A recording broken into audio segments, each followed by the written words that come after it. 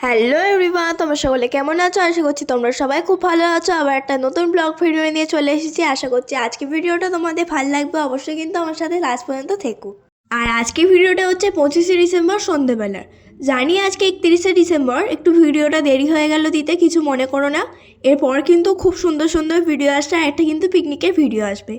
তো আমরা গিয়েছিলাম 25শে ডিসেম্বর সকালবেলা থেকে মেজো পিসির বাড়ি। তো মেজো পিসির বাড়িতে গিয়ে ব্লগ করা হয়নি একেবারে। আমার মেজো পিসির বাড়ি হচ্ছে হরিপাল। হরিপাল মেলায় গিয়ে আমরা ব্লগ করেছিলাম। হরিপাল মেলায় যাওয়ার জন্যই মেজো পিসির বাড়ি গিয়েছিলাম।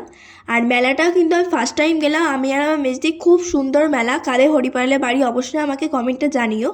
আর মেলাটায় ফ্যানসার ফানসার হচ্ছিলো অনেকক্ষণ ধরে, দেখে মেলাটা ভালো করে ঘুরে তারপর চলে এসেছিলাম বাইরের দিকে।